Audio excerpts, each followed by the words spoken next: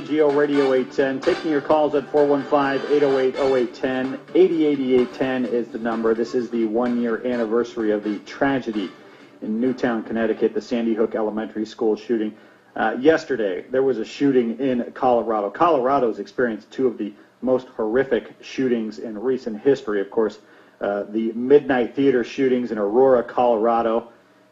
And what do you tell your kids about that one? Well, that's horrific, but you're not out at the movies at midnight. That's an isolated incident. All of a sudden, Sandy Hook happens, and all of those children killed. And the world is not a safe place anymore. It's not a safe place. And you as a parent or whatever, you as somebody who knows a kid, you drop the kids off at school, you expect them to be safe, you expect them to be in a safe environment, and that's not always the case.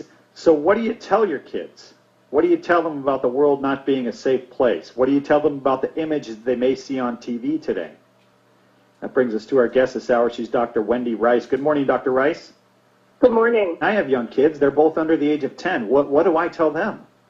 Right, and it does depend on the age of your child, because what you're going to tell your preschooler, and you may need to tell your preschooler something that's going to be different than what you tell your elementary school child, and then how you talk about it with your, teenager.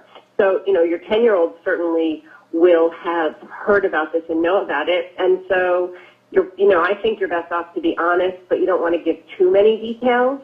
You want to let them know what happened, that, a kid who had a lot of problems came in and did something bad, and there are bad people out there, but the majority of people in this world are good and are out to do good and not to hurt other people. It's really important to let kids know what safety measures are in place in their school so that they can have some concrete evidence for how their particular school is keeping them safe.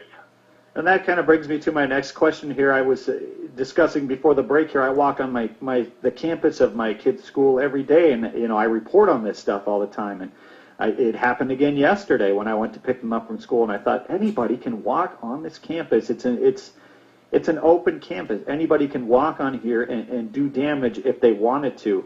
What's some advice for parents maybe who think that? I just saw that the Rossen Report just did a study about that in New York and different schools, and I think that if you're at an open campus, it's probably a conversation that needs to now happen with the administration. I live in Tampa, Florida, and we have in the past had some open campuses, and now, they've beefed up security, and some aren't as open as they used to be, so that you have to go through a security check before you have access to be anywhere near kids. I don't think it's wise that if you're a parent, you don't want to be distraught and anxious around your kid. No.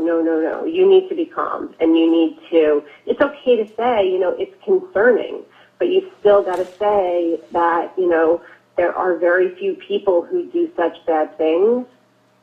Mm-hmm. And, the odds of it happening, the odds are not good. And hopefully if you don't have a very anxious child, they'll be able to take some reassurance from that and get back into their routine and have things return to normal. My kids, they hear things from their friends now, and they come and they ask me about them, and they'll ask me direct questions, and then I'll give them an answer, and they say, no, well, that's not what such and such said. What do you tell them about something like that, especially when there's a shooting like this yesterday in Colorado and, of course, the Newtown, Connecticut shooting? Well, I think if they're asking you the why questions, we typically don't have the why answers. Beyond the people who do such terrible things have much bigger problems than just bullying or just whatever. And it just sort of depends on the questions that they're asking you. Mm-hmm. You know what I mean? If they're asking you about the details of who got shot and where they got shot, it depends on the age of your child. If they're asking you the why questions, I don't think that you have to feel compelled to answer, because we don't have the answers, especially for the Newtown shooting. We most certainly don't have the answers. Sure. What about exposing your kids to television, radio, that kind of thing? This is all over the place. I listen to news talk, obviously, and right. Would you recommend limiting that exposure? For sure, and we learned that after 9/11 and the attacks even before that, the first set of attacks on the World Trade Center, that we've got to turn off the radio, because for kids, seeing this stuff over and over and over again, especially for small kids, it's as if the trauma or the scary event is happening repeatedly. So while we know as adults that this is a replay of the same thing, to young children, it doesn't seem that way. And it's just bombarding them and us with more and more horrific images and information. So we really, really need to limit that. And if you as an adult feel that you need to keep watching it, you got to do it when your kids aren't home or really, out of their sight, because if they're home, they're going to know what you're doing. Yeah, so be calm, be direct, be honest with them. And I think it's also really important to let your kids know that you're there and you talk about it with them, that, you're okay enough to talk with them about what's going on and answer their questions and talk about, different things that will help them feel safe. And, and they need to talk about what's on their minds. I wouldn't force it, but with some teenagers, you might say, I can only imagine that kids are talking about this.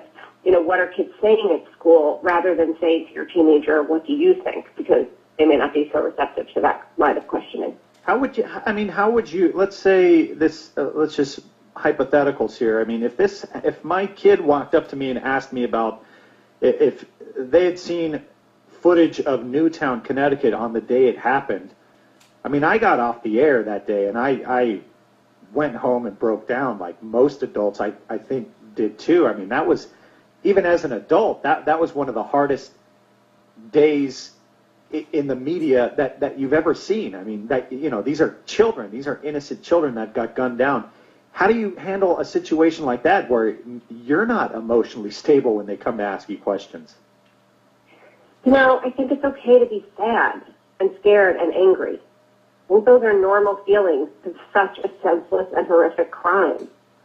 And it's okay to show that to your kids, but then it's important to get yourself together and try to help life get back to normal. You don't want to show too much to your kids. And again, it depends on the age of your children. But what they need to know is that you're okay. They live in a secure family where mom or dad or whoever's taking care of them is okay, and that life will go on okay for them. But having a big reaction to something that's really upsetting, it's okay if your kids do that. It's sad and tragic and incomprehensible. Dr. Wendy Rice, where can our listeners find more information? They can certainly look at my website at ricepsychology.com, and there's quite a bit of information on the APA, American Psychological Association website, on helping children process traumas, especially school shootings. But I'd be happy to talk with. Dr. Wendy Rice, thanks for joining us this morning. Thank you. We'll take your calls coming up out of the break. Matt Ray sitting in on KGO Radio 810.